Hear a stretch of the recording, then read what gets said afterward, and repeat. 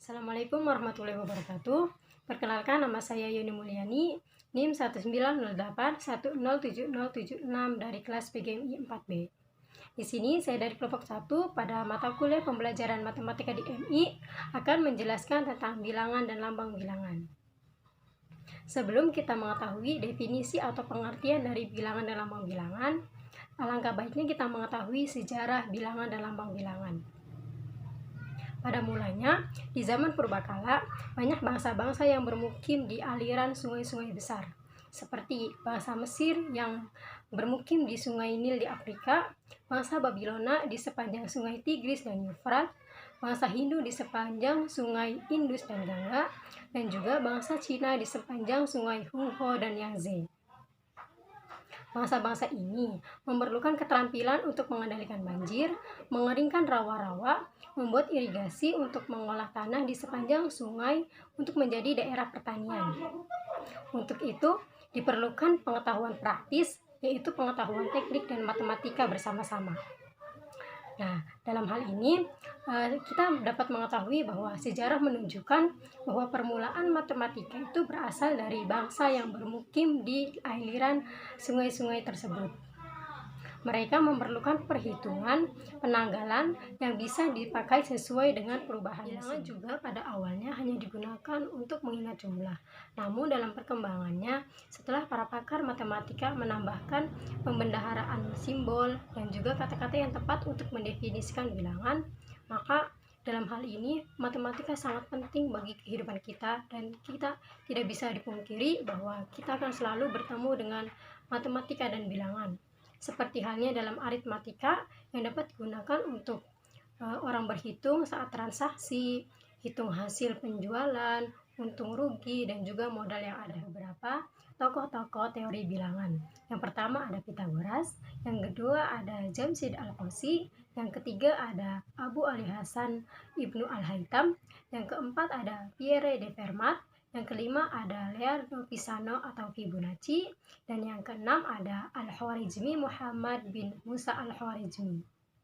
Nah, yang pertama Pythagoras. Ini pada tahun 582 sampai 496 sebelum Masehi. Di mana Pythagoras adalah seorang matematikawan dan filsuf Yunani yang paling dikenal dengan melalui teoremanya. Nah, dikenal dengan Bapak Bilangan. Dia memberikan sumbangan yang penting terhadap filsafat dan ajaran keagamaan pada akhir abad ke-6 sebelum Masehi. Nah, salah satu peninggalan Pythagoras yang terkenal adalah teorema Pythagoras, yang menyatakan bahwa kuadrat hipotenusa dari suatu segitiga siku-siku adalah sama dengan jumlah kuadrat dan kaki-kakinya atau sisi siku-sikunya. Walaupun fakta yang datang, tokoh yang kedua ada Jamshid Al-Qasi pada tahun 1380 Masehi. Ia lahir di Kasan pada tahun 1380 Masehi di sebuah padang pasir di sebelah utara wilayah Iran Tengah. Selama hidupnya, Al-Qasi telah menyumbangkan dan mewariskan sederet penemuan penting bagi astronomi dan matematika. Pecahan desimal yang digunakan oleh orang-orang Cina pada zaman kuno selama berabad-abad sebenarnya merupakan pecahan desimal yang diciptakan oleh Al-Qasi. Pecahan desimal ini merupakan salah satu karya terbesarnya yang memudahkan untuk menghitung aritmatika yang dia bahas dalam karyanya yang berjudul Kunci Aritmatika yang diterbitkan pada awal abad ke-15 di Samarkand. Tokoh yang ketiga ada Abu Ali Hasan Ibnu Al-Haytham pada tahun 1965 Masehi. Abu Ali Hasan Ibnu Al-Haytham ini lahir di Basrah, Irak, yang oleh masyarakat barat dikenal dengan nama Al-Hazen. Al-Haytham ini adalah orang pertama yang mengklasifikasikan semua bilangan sempurna yang genap, yaitu bilangan yang merupakan jumlah dari pembagi-pembagi sejatinya, seperti yang terbentuk 2K min 1 dalam kurung 2K min 1, di mana 2K min 1 adalah bilangan pecah adalah bilangan prima. Nah, tokoh yang keempat ada Pierre de Fermat, di mana karya matematika yang ditinggalkan oleh Fermat hanya satu buah pembuktian. Fermat membuktikan bahwa luas daerah segitiga siku-siku dengan sisi bilangan bulat tidak pernah merupakan bilangan kuadrat. Jelas hal ini mengatakan bahwa tidak ada segitiga siku-siku dengan sisi rasional yang mempunyai luas yang sama dengan suatu bujur sangkar dengan sisi rasional. Yang kelima, Leonardo Pisano atau Fibonacci. Pada tahun 1170 sampai 1250. Leonardo Pisano biasa dikenal dengan nama Leonardo da Pisa atau Leonardo Pisano, Leonardo Bonacci, atau yang paling sering disebut dengan nama Fibonacci. Adalah seorang ahli matematika dari Italia yang dikenal sebagai penemu bilangan Fibonacci dan perannya dalam mengenalkan sistem penulisan dan perhitungan bilangan Arab ke dunia Eropa atau algorisma. Menemukan deret bilangan yang diberi nama seperti namanya deret Fibonacci, yaitu 0, 1, 2, 3, 5, 8, 13, 21, 34, 55, 89, 144, 233, 377, 610, 987.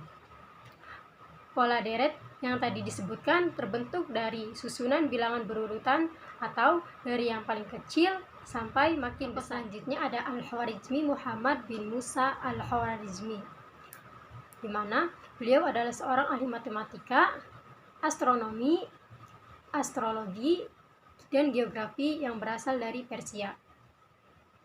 Hampir selama hidupnya, beliau bekerja sebagai dosen di sekolah kehormatan di Baghdad, dan buku pertamanya Al-Jabar adalah buku pertama yang membahas solusi matematika dan sistematik dari linear dan notasi kuadrat, sehingga ia disebut sebagai Bapak Al-Jabar. Setelah kita mengetahui sejarah bilangan dan lambang bilangan, lalu kita masuk ke pengertian bilangan dan lambang bilangan. Apa sih pengertian bilangan itu? Nah, bilangan adalah suatu konsep matematika yang digunakan untuk pencacahan dan pengurangan. Simbol ataupun lambang yang digunakan untuk mewakili suatu bilangan itu disebut dengan angka atau lambang bilangan. Bilangan atau number adalah lambang yang menyatakan suatu ukuran kuantitas atau jumlah suatu barang atau benda. Lambang bilangan sendiri itu ada 10, yaitu 0, 1, 2, 3, 4, 5, 6, 7, 8, dan 9. Lambang dari setiap bilangan itu disebut angka atau digit. Masing-masing bilangan tersebut sehingga dapat dikombinasikan sesuai dengan nilai yang ditempatinya. Sehingga 10 angka tersebut dapat mewakili semua bilangan yang ada di dunia ini. Masing-masing bilangan melambangkan ukuran kuantitas suatu benda. Nah, seperti contoh berikut ini. Berikut adalah tabel tentang lambang bilangan beserta ukuran kuantitasnya. Sini ukuran kuantitas atau jumlah benda. Sini saya mensimbolkan sebuah bunga. Yang pertama, sini tidak terdapat bunga, maka ukuran kuantitasnya 0 karena tidak ada. Lambang bilangannya 0 seperti ini dan namanya juga 0. Yang kedua, gambar bunga, dapat 1 bunga, lambang bilangannya 1 seperti ini dan juga namanya 1. Selanjutnya 2 bunga, 1, 2, jumlahnya ada 2, lambang bilangannya 2 seperti ini dan juga namanya 2. Begitupun seterusnya. Di sini juga Sudaryani mengemukakan bahwa untuk menyatakan suatu bilangan dinotasikan dengan lambang bilangan yang disebut dengan angka.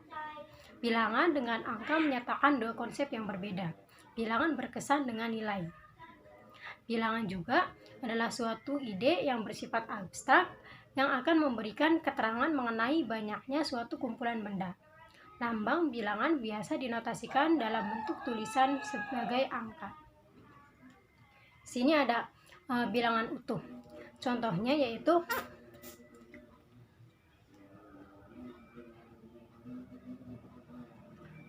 23. Cara penulisannya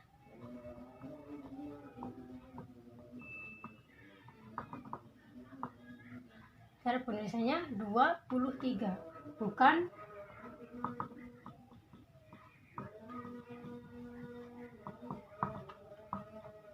yang ini benar dan yang ini salah. Selanjutnya ada penulisan bilangan. Contohnya,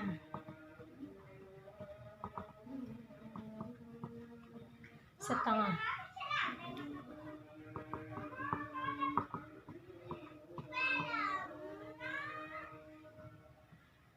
3/4,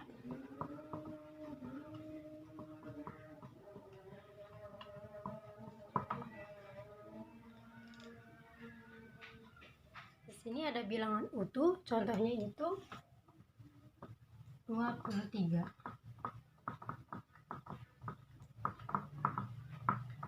Ini contoh penulisan yang benar. Sedangkan yang salah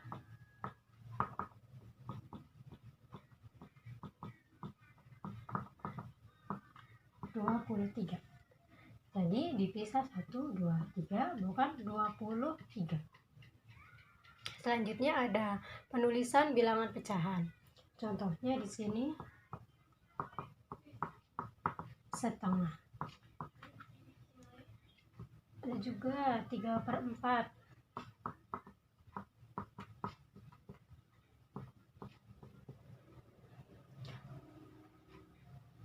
4/5.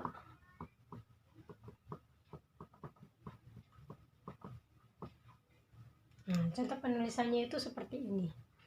Baik, setelah kita belajar mengenai sejarah bilangan dan lambang bilangan dan juga definisi atau pengertian bilangan dan lambang bilangan, sekarang kita masuk ke materi berikutnya, yaitu definisi bilangan Romawi. Apa sih bilangan Romawi? Bilangan Romawi merupakan sistem penomoran yang berasal dari Romawi kuno yang menggunakan huruf Latin untuk melambangkan penomorannya. Angka Romawi yang pada umumnya digunakan pada zaman sekarang ini yaitu seperti di bab buku, jam, penomoran skuel film, penomoran seri event olahraga seperti olimpiade. Angka Romawi atau bilangan Romawi memakai huruf Latin untuk melambangkan angka numerik. Di dalam bahasa Indonesia, angka Romawi digunakan untuk penulisan bilangan tingkat, contohnya abad XX atau ke-20, dan juga pada Perang Dunia Kedua menggunakan penulisan yang seperti ini. Selain itu, angka Romawi juga berkembang sekitar permulaan tahun 100 Masehi yang memiliki beberapa lambang dasar, yaitu seperti yang melambangkan angka 1, angka 5, dan X angka 10, L angka 50, C angka 100, D 500, dan juga M 1000. Selanjutnya yaitu ada jenis bilangan Romawi. Jenis bilangan Romawi berikut adalah lambang bilangan Romawi dasar atau pokok. Yang pertama yaitu melambangkan angka 1.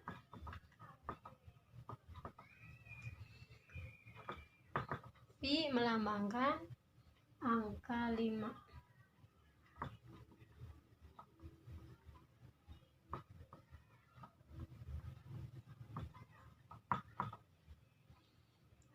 X melambangkan angka 10. L melambangkan 50. C melambangkan angka 100. Melambangkan angka 500. E melambangkan angka 1000. Nah, pada angka Romawi juga terdapat digit yang pada tempat satuan. Beberapa lambangnya yaitu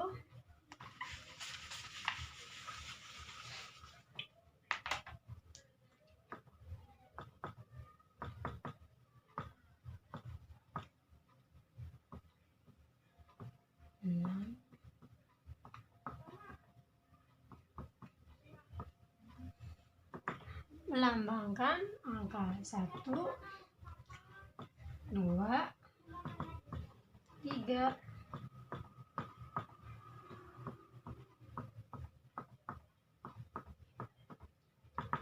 4, 5, 6, 7, 8, 9, 10. Pada angka Romawi juga terdapat digit tempat pada tempat puluhan. Contohnya seperti ini. X melambangkan angka 10, 20, 30, 40, 50, 60, 70, 80, dan 90. Sedangkan pada angka Romawi terdapat digit ratusan, contohnya C melambangkan angka 100, 200, 300, 400, 500, 600, 800, dan juga 900. Di sini ada beberapa contoh soal dan juga pembahasan.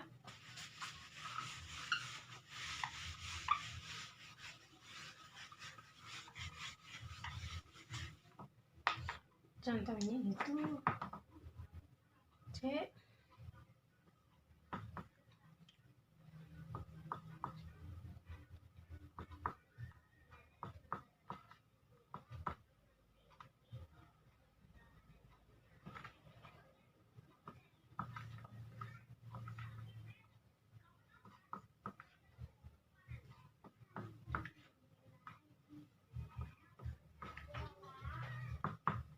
sama dengan di sini ada 175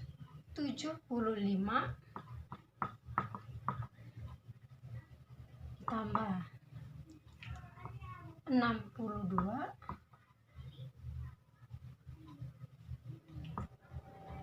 dikurangi 315 ditambah turun ditambah 52 sama dengan 175 ditambah 62, 812 dikurangi 315 ditambah 52, 367 sama dengan 812 dikurangi 367 yaitu 445. Jadi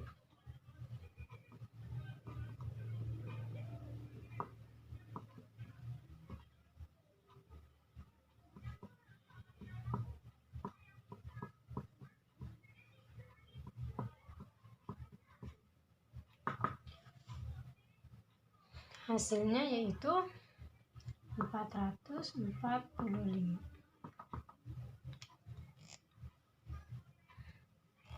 Cukup sekian penjelasan dari saya, kurang dan lebihnya mohon maaf. Wabillahi taufiq wal hidayah. Wassalamualaikum warahmatullahi wabarakatuh.